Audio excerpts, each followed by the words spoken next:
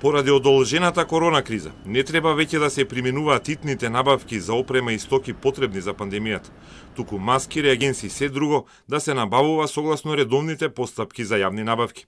Ова е предлог на Центарот за граѓански комуникации, кој пресмета дека за половина година во итни набавки со COVID-19 презнак се потрошени 6,7 милиони евра.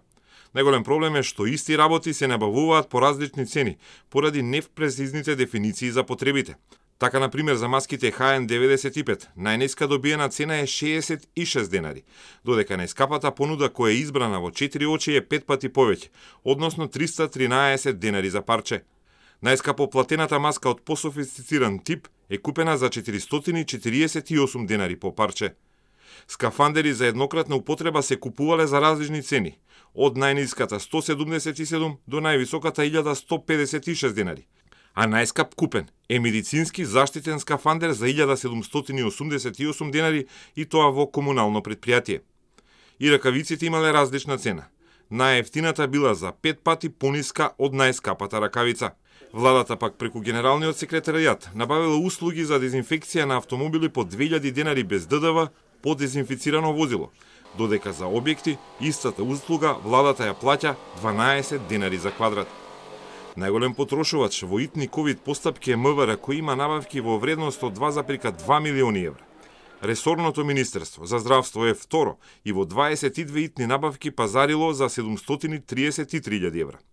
Најмногу тендери, 48, спровела травматологија која потрошила речиси 700.000 евра.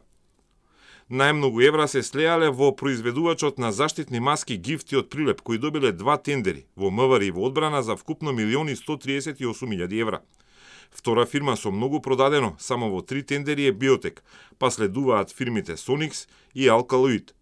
Најмногу се трошело на почетокот на кризата во март и април, а најмногу набавки имало во април, додека вториот бран на короната донесе и втор бран на итни набавки во јули. ЦГК прашува и до каде е владината ургентна набавка од април, што е купено, за колку пари и каде е доставено. За таа интервентна набавка на заштитна опрема нема јавни податоци. Препораката е да запрат итните набавки, бидејќи пандемијата продолжува и треба преку редовни набавки да се купуваат унифицирани производи.